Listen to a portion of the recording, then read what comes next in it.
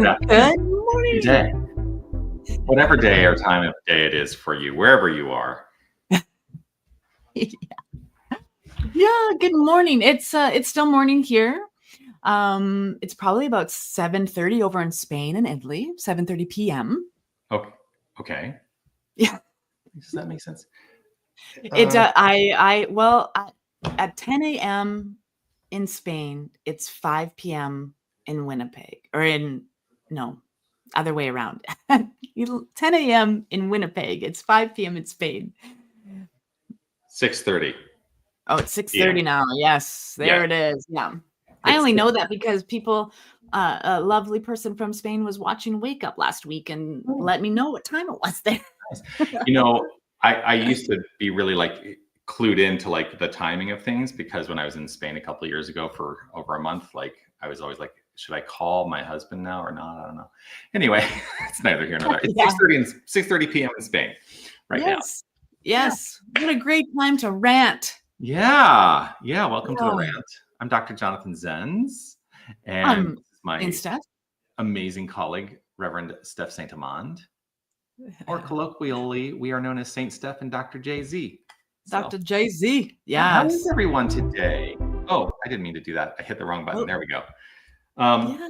Chime in. Let us know who's watching. How are you? Where are you watching from? What's going on for you? Because I've been away from the rant for 2 weeks. We were last live 2 weeks ago. I Yeah. hope you all enjoyed the replay of our rant in person when Yes. Saint Steph was here back in April. Can you believe that was almost 3 months ago now? Oh my gosh, yeah. Well, time is an illusion, and because I know it's an illusion because I keep losing days. Yeah. And if it wasn't an illusion, I would know exactly where that day was. Yeah. Yeah. Well, Yeah, everything I is know actually illusion. someone came up to me in person this on Sunday and said, "Hey, I caught the replay of the rant." So it was Nice. awesome. Yeah. Yeah. William, good morning to a couple of beautiful, magnificent peeps. Well, good morning to you, William. Grateful Good always. morning, good sir. Yes. And Yes. oh, Yes. Michelle has joined us from Yuma, Arizona. Hello. Grateful to Yes. see you this day, Michelle. Yes, Hi, yes, yes. Michelle. Hello. Yeah. So if you have something you want us to rant about, you just let us know. There's a comment place for you right here. Let us know what you want a radically affirmative new thought on. Mm-hmm. I trust there's something golden, some golden nuggets for us to unwrap Yeah. together. I have 3 themes that kind of occurred to me this morning. Mm. I'm wondering if there's something in us talking about boundaries. Oh my God. If there's something inviting us to talk about vision, Oh my gosh. Yes. and Mhm. something that is inviting us to talk about expectations. Mm, Those are the mm. 3 things that kind of been rumbling around for me this morning. Uh, So I don't really know where to go no. with that except to say, let's talk about boundaries. Yeah. I just I joyfully did the talk this past Sunday for the Center for Spiritual Living in Winnipeg. And Mhm. I was like, it feels like it was vulnerability, the power of vulnerability. I'm like, vulnerability and boundaries. I feel like we're talking a lot about these days. So is everyone here still working on vulnerability and boundaries? And everyone is like, yeah. I'm like, I guess that's why we're still talking about it. Mhm. Boundaries, like, oh my gosh, it feels like it's tons of conversation right now. So perfect. Let's talk about boundaries. Yeah. I know for myself, my life got better when I decided to have some. Right. Yeah, it really did. And the way I discovered my boundaries was through contemplation of what was no longer serving me in my life at the time. Mhm. How was I showing up? What was I letting into my life? What was I letting into my sphere and my realm of experience that did not serve me? And because boundaries show up in when we know more about ourselves, when we discover more about ourselves, we discover that we either have boundaries or we don't have boundaries, or we need to change or shift our boundaries. You've got a face. I love to know what wants to come out. Well, yeah, something's coming up for me around that because I don't disagree with you, but I'm starting to wonder, like, as we develop through this time frame called life, which is an illusion, but we're having the experience of a linear time progression, right? And if we are developing the boundaries as we continue on this flow of experience, is it possible that we become so rooted in boundaries that we've limited the potential and possibility for what could be because we have now become so rigid in those boundaries? I love that. I love what you just stated, for sure. You can get stuck in the mud if you're like unmovable. Mhm. I know for me, my boundaries are movable. The more I know about myself, the more I can move and shift my agreements with myself, right? And it really comes down to my boundaries are um, a level of respect I have for myself. So, um, you know, people pushing against my no when it comes to time or energy or willingness, that's usually like I've got a lot of yeses in me. I have a lot of yeses in me. And so how I discovered a boundary was, discovering that my no is as sacred as my yes. And a sacred no for myself is just that, oh, I this is a boundary of mine. Um I do not respond to business like things after 8 p.m. Mhm. Like that's a boundary for me. I'm respecting my time. I'm respecting my work ethic, and anything that's business like can be done during decent business hours for sure. I'm like, your business hours go till 8 p.m.? I'm like, Uh, I'm accessible. Like, well, yeah, I teach classes until in evenings, right? So there are reasons why. okay, If that makes sense. it's usually a text message. Right. But, yeah, when I do have expectations around my time, my energy, and the reciprocity of that love and respect. Yeah. So, yeah, but at the same time, if it's a crisis or it's urgent, then I am available after 8 p.m. Right. It's that there's just I refuse to be taken advantage of. My time is precious. I refuse to be taken advantage of. So I've created boundaries around my time because I used to give it all away and get burnt out and exhausted and bitter and disgruntled and frustrated, all of those things Yeah. but that means I was disrespecting my own time and my own value and my own worth, not because somebody else was. They didn't know they crossed a boundary that I didn't know wasn't up at the Right. time, you know? Yeah. You remind me of something that I've held very close to this is one of my boundaries.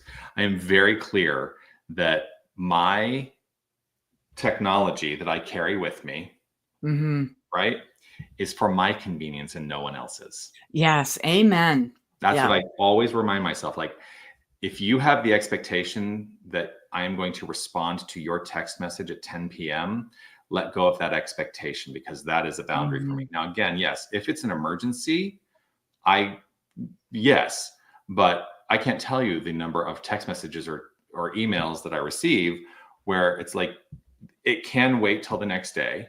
Absolutely. Most things can wait. Yeah, and I get feedback that they thought that I would respond in a more timely manner. I'm like, no, I'm responding in exact right time. So, but Yeah. it's a constant, there's a constant like moment by moment assessment of that as well. So, my Absolutely. boundaries have a little bit of a gray area only because every situation is unique. Every situation has its own identity. And so I'm willing to take a look at it and say, does this require something right Mm-hmm. now? And Oh. am I willing, is this a time for me to soften my boundaries or make more rigid my boundaries? Mhm. Yeah. I often look at a text and say, "Is this even mine to do?" Right? Yeah. Right? Like that's not a me decision. Mm-mm. You want love? It can wait until morning. Like, you want love and attention? I have made it very clear, and there's beautiful souls in my life right now that are, help me ensure my boundaries Mm-hmm. are steadfast, because they are, um, you know, joyfully exuberant about my time or my energy or my wisdom that they're looking for. And so it's like a bombardment and I'm like, oh my gosh. So I might change my number. I might. I might.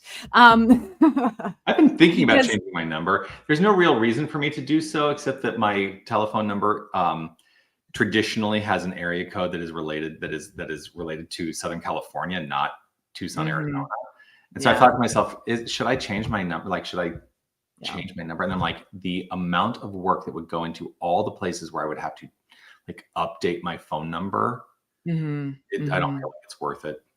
Because also, like, then you've got those places where, well, we can't update your phone number without sending you the text message to the phone number that we have on file so that you can verify your account and like all of that stuff. I'm like, well, I don't have that number anymore. So how do I? Oh yeah, that's just crazy making, yeah. Well, and true for me and true for everyone. The only person who has the authority and privilege to give someone else this phone number is me. Mhm. Oh, that's a That's boundary that it. I am That very you clear on. people who have this number, it's you don't get to give it out. This is If you have my phone number, you are a blessing inner circle member of my life. Yeah, Right? same.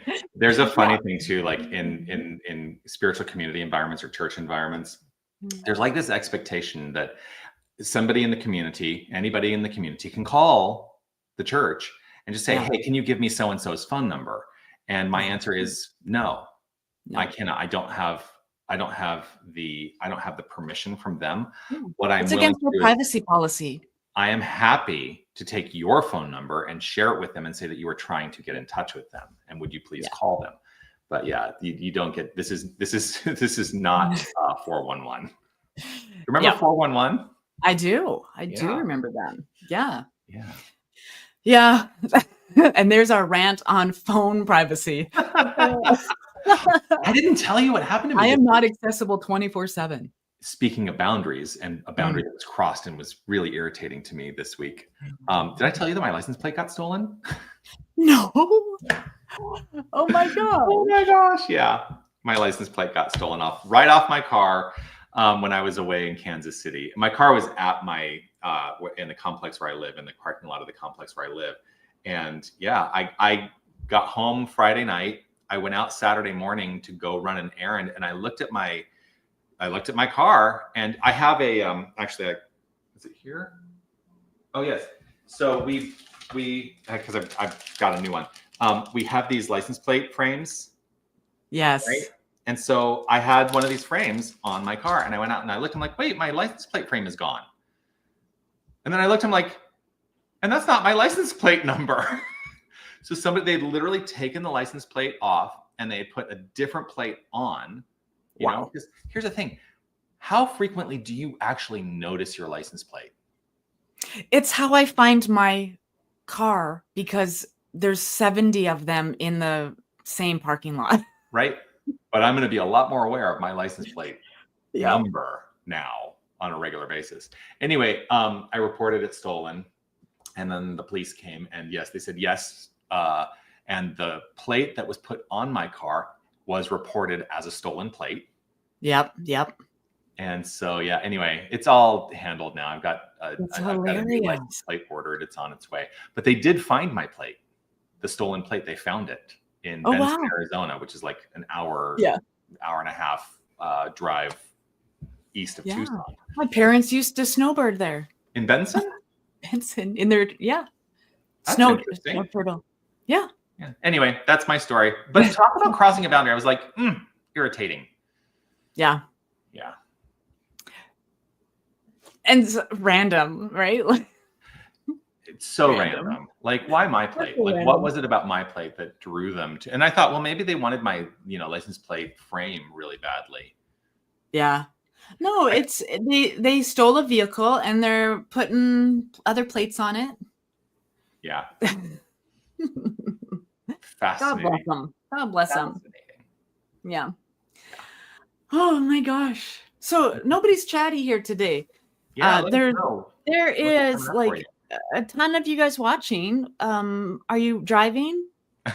They might Use be.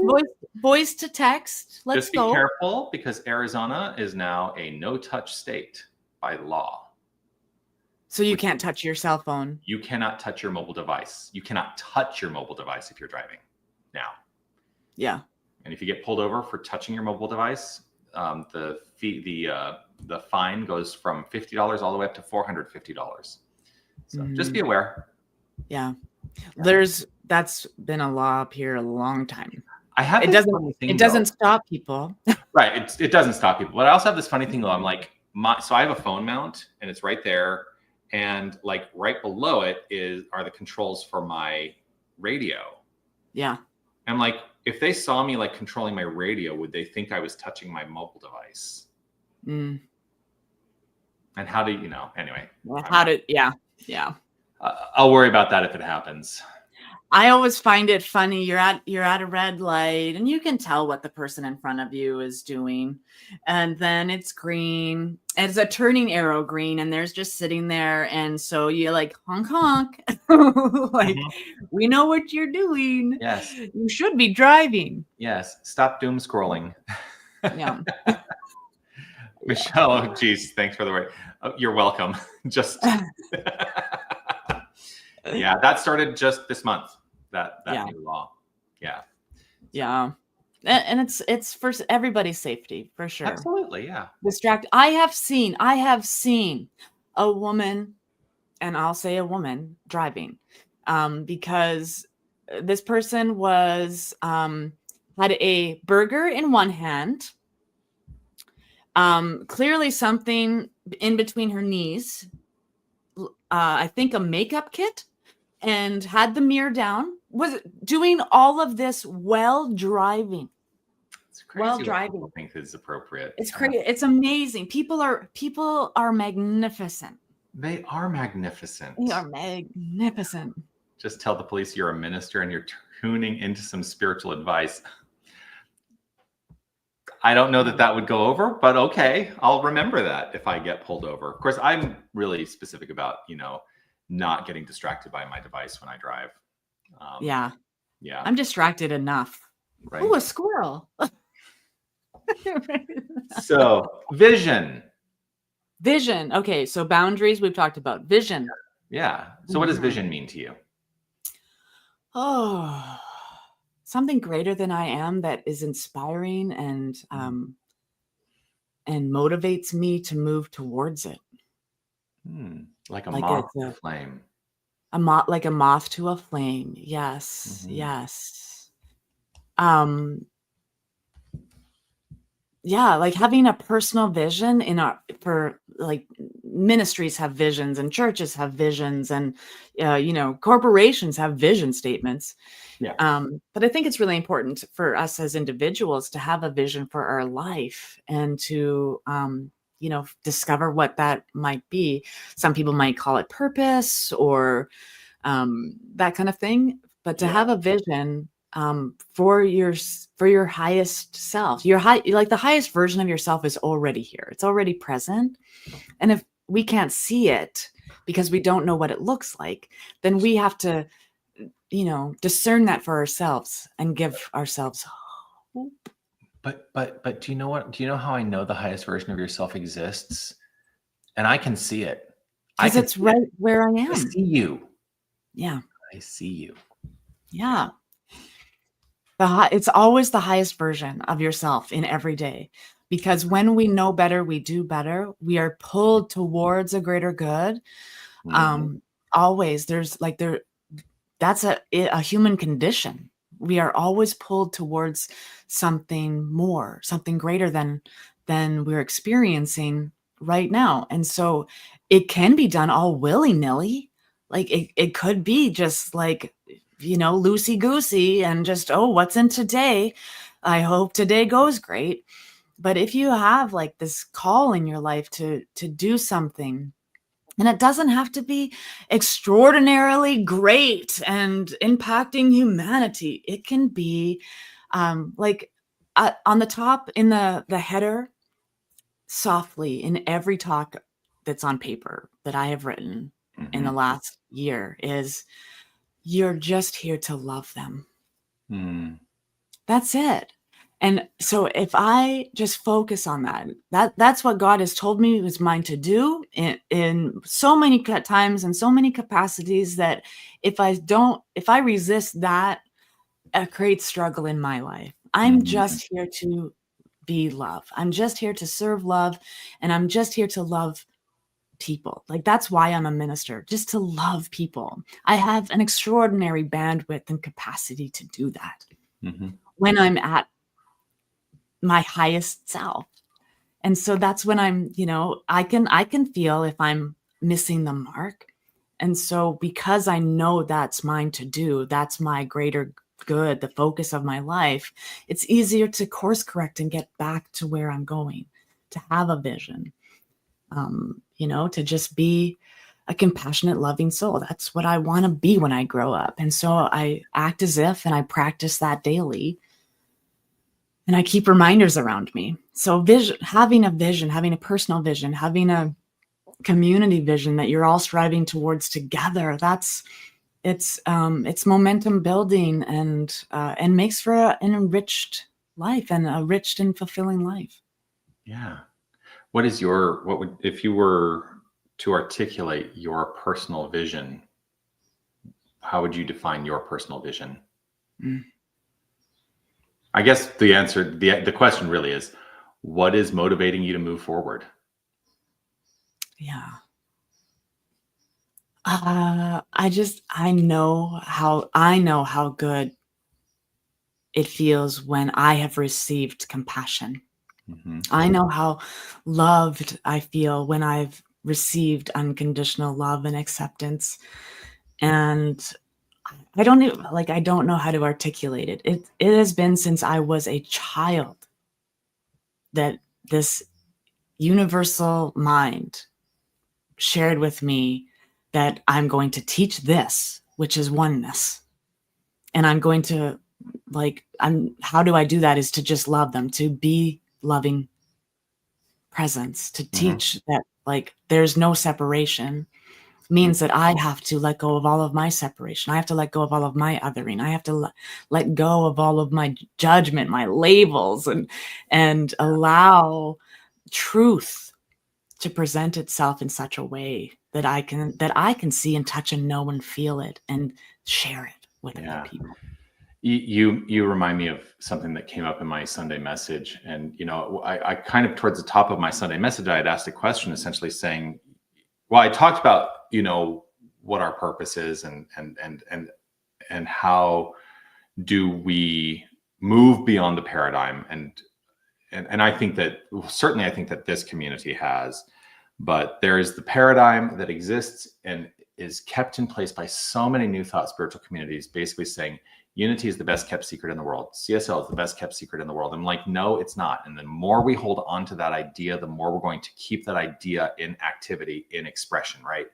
Mm, And I said that, I basically put it out, and I said, what how do we share what it is we have to share without proselytizing? Because we don't actively proselytize in New Thought communities. Like I'm not out there on the street corner, with my book in hand saying, "You are not a sinner." Which I have fantasies about doing that and seeing like I do as well. A big, like, get a soapbox, a literal wood box on a corner of a busy street. And I don't usually do this, but what ended up happening during the service is I saw my associate minister's hand, it went right up. And so I was like, oh. And so I grabbed a microphone. I went down into the community, like into the audience. I hate calling it an audience because it's like, it feels like there's that separation. And in the physical makeup of our sanctuary, there is a physical separation, and it drives me nuts sometimes because I feel sometimes quite distant from. But I went down to William, and his answer was, we be the example. And that's exactly what you're talking about. Be the example of pure love in full expression, that we are here to be love. That's what Jesus's only command was. Yeah. Be love. Love your neighbor as yourself. Love is the answer. Love is it. And if we can truly, truly, express love unconditionally, I'm going to say that again, unconditionally, then we are on the right track, I believe. Yeah. I was asked this past week, how do we do this? And I said, we live by the example. Yeah. My love of God moves me forward. When life presents happy or crappy, it's all good, all God. Yeah, that's a vision to live by. Yeah. To not and the way that if I may, the way that I try to articulate that is to say that I am not the result of the experiences or the circumstances of my life.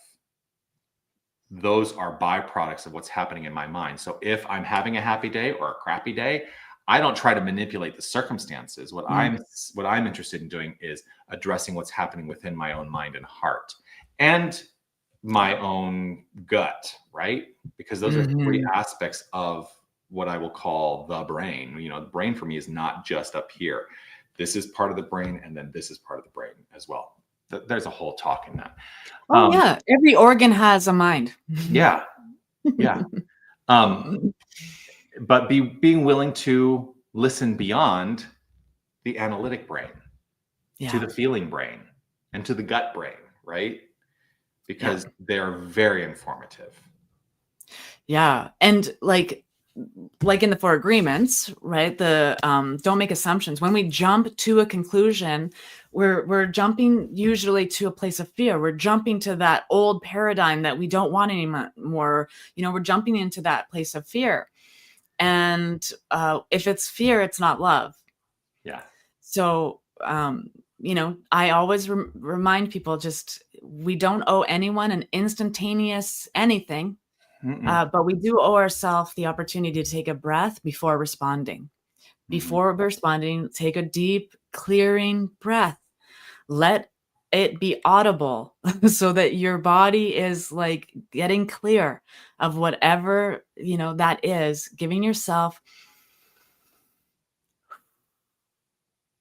Look at all the time I just had there to clear my mind and think about something more loving, in a more loving way to respond to what's happening, instead of just getting it and then barking it back out, right? Because we do that. If we're getting something and it sparks fear, we jump to a conclusion. We're the ones writing that whole story. So simmer down. We don't know what's in someone else's mind. We don't know the energy behind that question. We don't know anything. But if we take a breath and then say, isn't that interesting? Tell me more. Then I will have more to discern and to take in so that I can address the situation with more loving presence.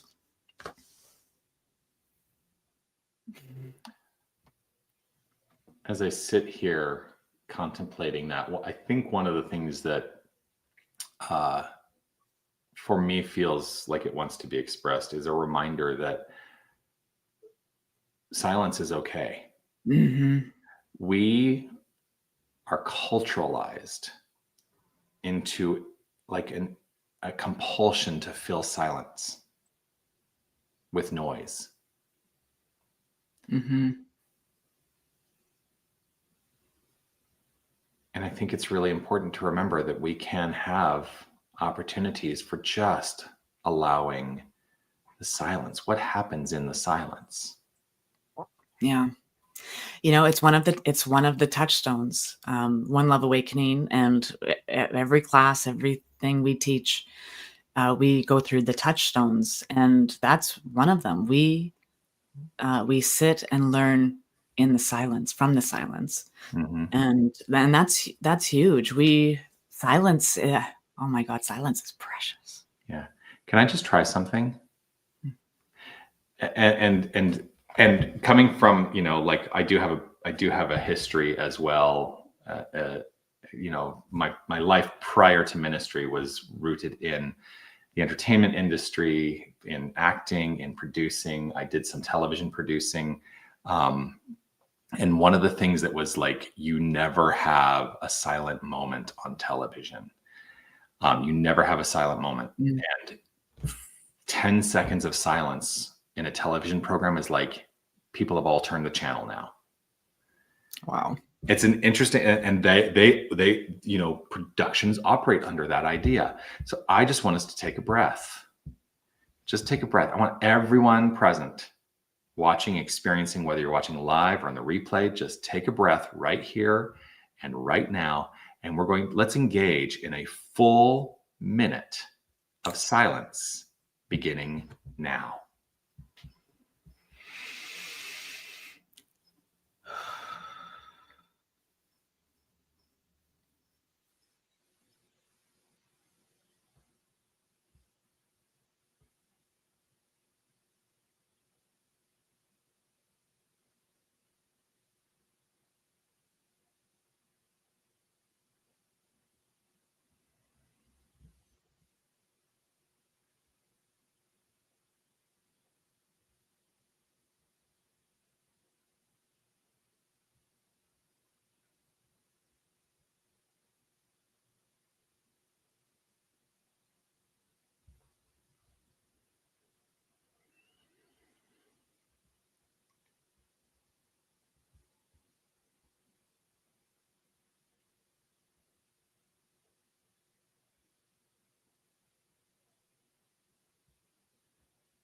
And so it is. So it is. Oh, did you see what Michelle just put here? Love that. Yeah, I love that too. Yeah. So I think what comes up for me is to ask this question to everyone who's out there, and put your answer into the chat. What comes up for you? What came up for you in that experience of just taking literally 60 seconds? What came up for you? And was it beneficial? For me, I need to remember myself sometimes to just allow. Yeah. I think that's the thing. That minute said more to me than anything else spoken this morning. I love what we do, Steph. I do. Yeah, me too. I love that we, work in the direction of being voices for wisdom. And there's nothing different about us. There just isn't. If there's a way to express and be the example of this philosophy in the world, it is to remind everyone that you have access to the infinite knowledge of the universe. You have access to the infinite wisdom of the universe. Yeah. Many of us are just not willing to listen to it. And so what spiritual practice is for me is an opportunity to allow myself to open up to the infinite wisdom of the universe, to let go of what I think I know, allowing a different possibility. And many times that is the result of experiencing the silence.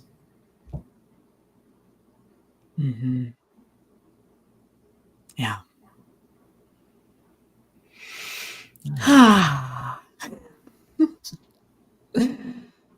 Yuppers. I was like, we could just pop on, live stream, and just sit in silence for 15 minutes and then move on. Like, it would be, I bet, helpful, because sometimes it's hard for people to sit in silence without a support. Right. Well, you also make me think of this. One of the spiritual practices that we teach is meditation. And I can't tell you how many people come to me and say, "Oh, I just can't meditate." I'm like, what are you trying? What do you? So I first ask, how are you defining meditation? What are you trying to allow in meditation? And they're like, well, I can't sit in silence for 20 minutes. I'm like, Don't. that is a form of meditation, but it's not the only form of meditation. What if you just took a breath and allowed yourself to have a full present moment awareness of that breath? And it was maybe 7 seconds. That is a seed for meditation. And I think sometimes we think we've got to sit in the pretzeled up in the lotus position for an hour, and that's what everybody calls meditation. I'm like, that is not necessarily what meditation is. Meditation is an allowing.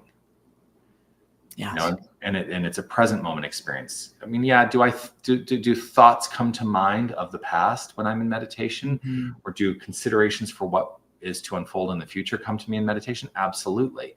But I also activate the practice of, I am here. Right here in this moment. This is it. This is the only moment that exists. Yeah. Well, and the Tao Te Ching, the Tao says, thoughts come and I let them come. Thoughts go and I let them go. Yeah. Right. That's just it. I let them. Yeah. My thoughts do not control me. No. Sherry, sometimes I find being silent or less talkative as I seem, or I the am talkative I am, is seen as standoffish. So I tend to want to fill the gap with that's a cultural thing. We are culturalized into that. So just be aware. And who cares? For the culture. Who cares? Who cares if other people think you're standoffish? You're being in the silence and less talkative. That's it. Some days I'll have to be an observer. I love that. Be an observer. But I have what many people have commonly referred to. You ready? Because now I'm like, if I just relax the muscles in my face, there are many people who would refer to what I have as resting bitch face. Yeah. Right. And it's not that I have ill thoughts or I'm feeling contrary, but when my face is just relaxed, some people find that scary. They look at me like, oh my God, I don't want to be anywhere near that guy. Like, I can't control their reaction to that. And if I'm truly in the silence, if I'm in the moment, sometimes that's just what my face looks like. Yeah. Stop judging me on how I look. Yeah. The same is true for resting joy face, because I have kind of resting joy face. So if I'm listening to someone who's telling me something sad, they want my face to look sad, right? They want but I'm listening deeply with my naturally resting face that happens to look like a slight smile. Yeah. And so it's the same, it's that we're not giving people what they want. And I have no control over that. Right. I can't, if I'm being true to myself in the moment, then I cannot control how you receive that. Right. Yeah. Yeah. Exactly. Yeah. Because my resting joy face, I hear so often, are you being sincere in like what you're saying right now? Are you genuine? Like those kinds of questions come up. And I'm like, this is my face. Yeah. Yes. So Yeah. again, it goes back to, one of the things that we said earlier. What people think of you is none of your business. None of my business. Yeah. Yeah, Can't do anything about this face. God gave it to me that's with right. help of 2 sets of genetic engineering, right? Like Mhm. I'm 50% of 2 different strands of DNA. And here I am. I got my mom's rosy cheeks Yeah. and thankfully not my dad's nose. Yeah. Yeah. I need to come to that stillness more. Yeah. That, Mhm. it's a practice. It is a Yeah. practice. And practice I'm deeply grateful for. Yeah. Mm. Yeah. And it's a remembering Mhm. too that like, oh, I practiced today being silent Mhm. and not busy, right? Like I'm silent a lot throughout my day. I'm home alone and I do find myself talking to the animals way more now and plants and trees and rocks because I sit in silence a lot. But am I silent to be in the silence Mhm. or am I silent and in the busy work of the mind that is unfolding whatever, right? So that's the practice, like intentionally bringing yourself to silence, intentionally bringing yourself to a breath, intentionally bringing yourself Right? I can to sit that in moment. silence. Yeah. Oh, look, kittens playing with butterflies. Actually, I have to share with you. Sorry, now that you've said that. I I actually paid for this app. Oh my gosh. So it only ended up being $9 a year. I Mm, paid for an app called Weather Puppy. So my weather app on my phone now shows yeah. me puppies and dogs. Oh my, I need that. Yeah, right. Look, it's 93 Only degrees in Tucson right $9. now. That's practically a cup of coffee. Isn't it? Yeah. Mhm. Yeah. Anyway, okay. Okay, so boundaries, vision. You had a third one. Expectations. Expectations. Ugh, hate expectations. Oh, Ugh. that was quite a response. Tell me about that. Expectations. Here. I struggle with other people's unvoiced expectations, but it's clearly an expectation of them because they come expecting a response, an answer, or whatever. They come with an expectation, but they haven't voiced the other thing that would lead me to deliver that expectation. They haven't voiced it, so that drives me nuts. If you Mhm. have an expectation, no, like I mean, there's psychics, but no one is a mind reader to what it is that you want. So voice what you are actually, be clear in your expectations and that kind of thing. Um, but I just put up on my wall, I shared this in my talk as well. It's a Celtic prayer of approach that I have. And there's 2 lines in it. I bring an undefended heart to our meeting place. So other people's expectations won't hurt me. But I have no cherished outcomes is the line that is so powerful to me. I Mhm. have no cherished outcomes, which means so I don't have expectations of others. And we do. We do. Like the moment there's a job description, like there's expectations there. Yeah. But the expectations between the lines of what's written, that those we really need to voice those things. We really need to bring those to the surface, or we are yes, I know. If I expect people in my household to do the level of things at the level in which I want them done, that's not creating a loving environment because I have high expectations on certain ways of being. So I don't put those expectations on them. I'm now just going to take care of those things that I have expectations on. Can I make a suggestion? Yeah. Let go. What would happen if we let go of the notion that expectations are hierarchical? Because your high expectations may be contrary to somebody else's high expectations, but they're both high expectations. Oh yeah, the high is relative. Right. No. Yeah. And what if the only expectations that we lived with were the expectations to experience kindness and joy and respect. Mm-hmm. But what that also means is that if that's what I expect out of someone else, then I must assume that that is what they expect out of me. And so I need to act in ways that are in alignment with kindness and joy and respect. Well, it's that age-old biblical adage, right? Do unto others as you would have done unto you. Not just in the Bible. Yeah. But I want to be really clear.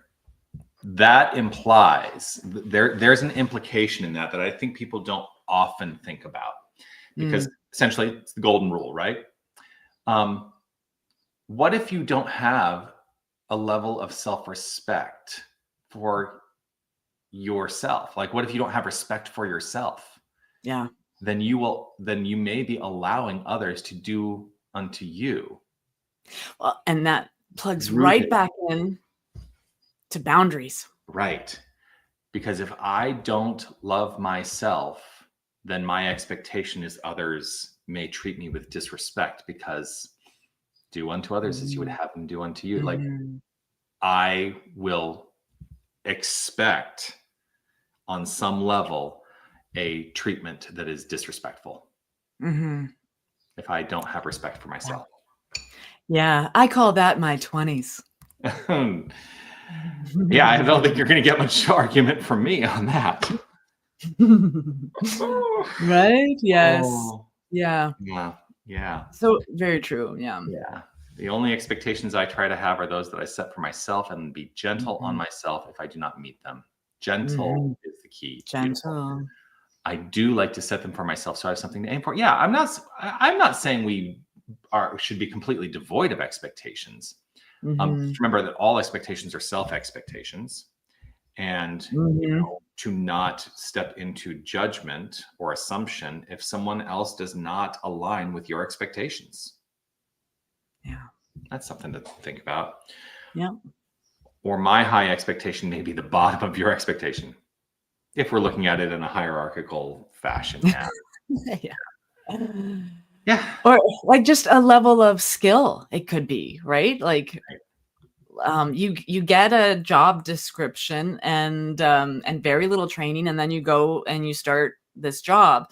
But and then 6 months in, you're at your performance review, and there is expectations that they have of your skill level now. And you're like, no one taught me that. No one showed me how to do that. You mean everything I've just created was supposed to have a tick mark on it? Oh my gosh, like 6 months without. So I have a bad performance because someone else didn't voice expectations on what it is they really want from me. That's my challenge. But I love how, like what you just said, all expectations are self-expectations, especially when we're the ones telling the story around it, around what that expectation is. Because I've also seen like really professional, high level executive people. I see the strategic plan has this big thing in it, and I've seen this, like what the expectation seemed to be was this giant thing over here, but we can actually mark yes on this strategic plan as done because we did this one little thing over here. And so that's the baseline of expectation is to each their own.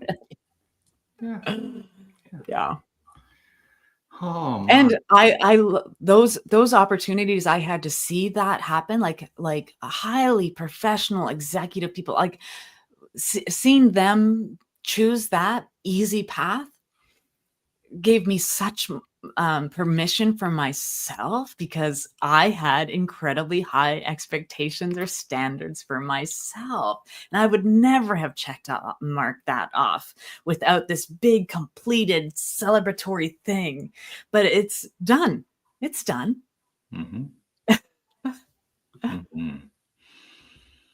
Michelle, I feel like expectation on others leads to suffering. Yeah. Yeah. Yeah, I've Yeah. seen that. You won't get argument from me on that.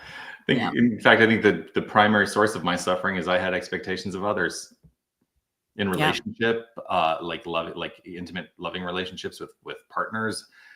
Mm-hmm. You know, and that's actually one of the things that I am really clear on in my marriage. I actively work to not layer my expectations on my partner in unfair ways.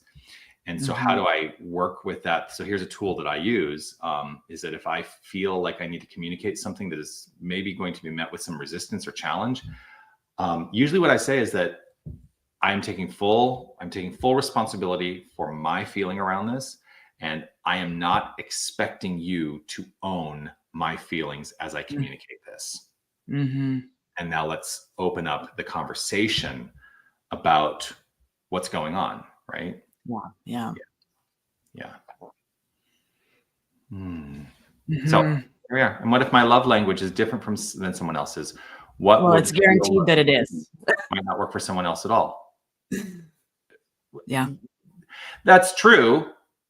And that's entirely your, you are responsible for that. That is your responsibility. Yeah. And, but have respect also then for what others' love language is, and know that your love language, if they're out of alignment with someone else's love language, that they cannot supply you. This goes to this whole thing of, do not try to derive your good from the circumstances or experiences that are external in your life. Yeah. Let those things be reflections of that which is within. That is our responsibility, I believe. And so, you are responsible for your love language, no one else. Mm-hmm. That's a challenge for a lot of people. Oh yeah, there's three different love languages in this house alone. You will meet people with different love languages.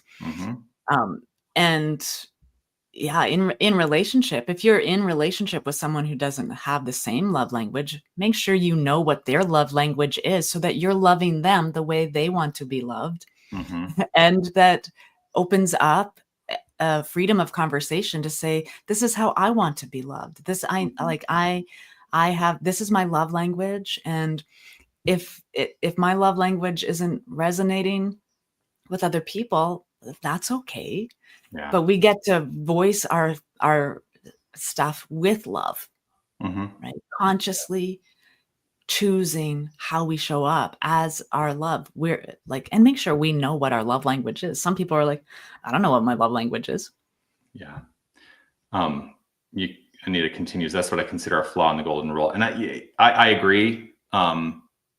Because I think that's a different direction of looking at the thing I was talking about before, in terms of what I think is a flaw in the golden rule, is that if we don't fundamentally love ourselves or have respect for ourselves, then we cannot expect others to love and respect us. Yeah. Yeah. So, yeah. And in a teaching of oneness, we are in a philosophy of oneness. So as I learn to love myself, I am learning how to love you. Yeah. Because there is no separation. We are not separate. When I learn how to love myself, when I learn how to be compassionate with myself, I am doing better work for you. Yeah. So, well, this has been a lovely conversation, and we're like, it's has that been an hour? Oh my gosh! It's gone by so quickly today. Yes, I'm always delighted to share this time with you, Saint Steph. I am as well. I love it, and I miss it. I do. Oh my gosh! I know it was weird being away last week. I mean, I was really busy and engaged last week in the convention, but it was like, I came back. I'm like, wow, it's been 2 whole weeks since I saw Steph. Like, yeah. We got to get our fix. We'll be back next week though for another rant. Yeah. I do want to let you know, if you're in the Tucson area, we're doing a screening tonight here, Spiritual Cinema. We're going to be doing a screening of What the Bleep Do We Know? That movie. Oh, fun. Oh my gosh, that's an oldie but a goodie. Yeah, it's like 20 years old now, and I think it's worth a revisit. So we're going to watch that movie tonight and have a little discussion. That starts at 6:30 p.m. here at Unity of Tucson. Come check it out if you're in the area. We'd love to see you. Yeah. That's Anything awesome. happening in your neck of the woods? Oh, tonight. It's the fourth Wednesday of the month. Oh, I said it right this time. You should have heard the tongue twister I created for myself on Wake Up Say Thank You. But tonight is Deep Soul Meditation. So if you're not in the Tucson area, you can visit us online and in Zoom. We're going to do a de-stress with Steph. You know, we just have a guided meditation and we do spiritual mind treatment for all the requests in the room. And the first request is very often world peace. So come enjoy. It's deeply delicious. There is a group of us warmly waiting for your presence as well. Beautiful. And you can get that information right on oneloveawakening.com. The Zoom link is right there on the website. Love that. Yeah. Beautiful. Well, that's it. We'll see you next week. Peace and See you blessings. next week, everybody. Love you. Peace and blessings.